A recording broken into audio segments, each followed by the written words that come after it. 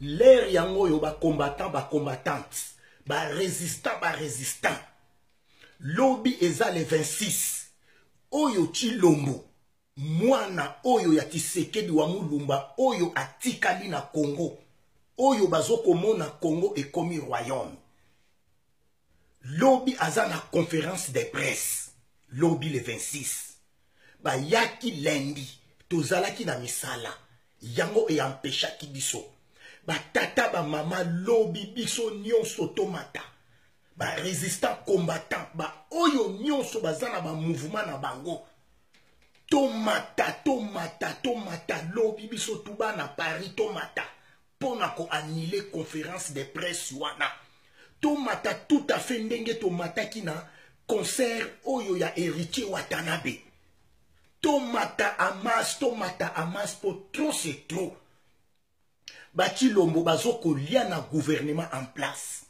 ba Tshilombo ba wuti Congo ba ye awane une minute de silence pona ba mort nyonso ba oyo bazokufa na Kasai bazokufa partout na Congo ba yaki awa to tikali komona bisika ba saleli ne 2 secondes ya silence pona ba mort donc ba tata ba mama lobi eza le 26 donc lobi eza le 26 tomata amas pona kolakisa ye awa jamais akoki kosala conférence de presse ba oyo bayaki basalaki oya lendi wana tozalaki na babulo me babikite donc Tshilombo lobi fo afuta nyonso wana oyo bayelaki lendi mukeba ye akimi Safu azongi Eliezer azongi Jean-Marc wa mabundi na ye Tshilombo mabundi baza awa donc Congo eza bati sécurité Congo eza ya IDPST bango bazokolia na gouvernement en place donc tomata ndenge tomataka kokende ko annuler concert ya Héritier Watanabe na Olympia donc tomata amas batu nyonso ba oyo bazana ba groupe na bango tomata ba groupe nyonso ya Paris ya ba na Paris tomata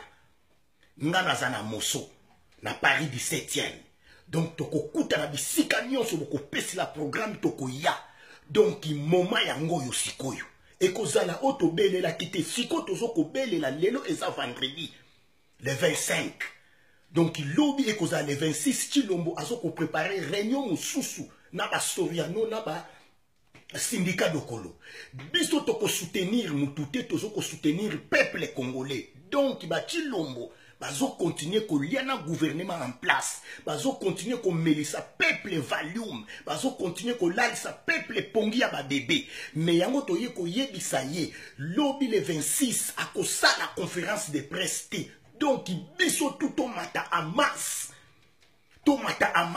botala ba Daniel Safu baye botala ba Eliezer aza nani Daniel Safu aza nani mukeba ye nani nini bazosala na Congo bazosala elokote toye kolanda Jean-Marc wa mabundi ayeko loba soki na TV5 Monde alobi bazoko préparer ba mama na soulèvement populaire tomoni zoba ayebite na bu vivant ya papa na bango wana oyo ayela biso ba malédiction nyonso na kati ya Congo basala 57 dialogue 54 ba ville morte ba marche pacifique kolobate to monango le 10 avril Tshilombo akima akenda Guinée Conakry atika peuple na nzela po peuple akufa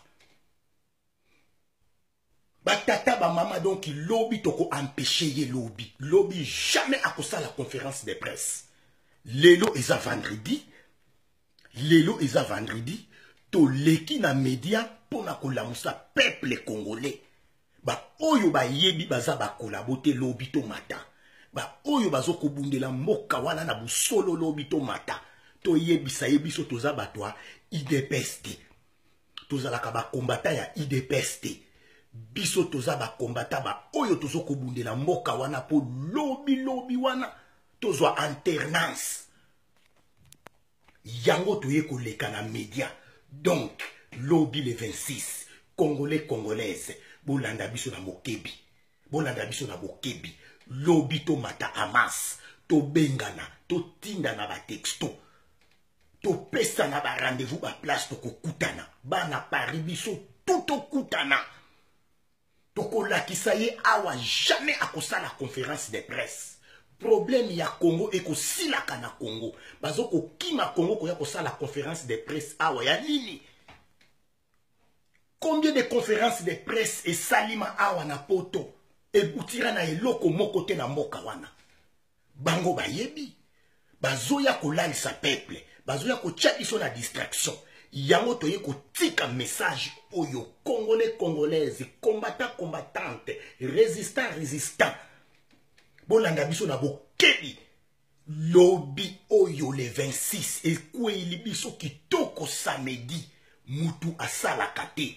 Tobima tout à fait ndenge tokendaki ko empêcher concert ya héritier Watanabe na Olympia. Tomata plus de 20 000 Congolais. Pourquoi pas lobby? Pourquoi pas lobby? Batata ba mama botika ba distraction sikoyo na internet. Toye komona bokomi ko publier problème ya héritier Watanabe. Oyo azwili soki li papo à partir ya États-Unis. Mais batata ba mama etali biso te.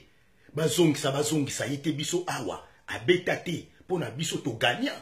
Oyo wana basali wana mataliye. Botike la biso ba distraction wana. Botike la biso ba distraction wana. Yango to ekotika message oyo. Donc lobby le 26. Peuple congolais lobby le 26. To laksa Chilombo. Oyo ba Eliezer basalaki tozo kokana bango. Bakozonga ka awa. Yambalo oyo bakokutana na mama kijikitema awa. Yango to ekotika message oyo donc peuple congolais lobby. Peuple congolais lobby le 26. To salakati. To bima Hamas. Chilombo, Soriano, bazala na ye dokolo bakozwa. Bazala na ye dokolo bakozwa. Toko panza conférence de presse wana. To benga na to pesa na ba rendez-vous. Bisika tu boko pesa ba rendez-vous toko kutana. Lobby ezali conférence oyo Chilombo aye ko bongisa conférence wana e ko butira na eloko mokote. Wana nyonso bazo ko bebisa ba mbongo ya buzoba. Bambongo ya peuple congolais, bambongo oyo akoki kotinda kuna na babeni.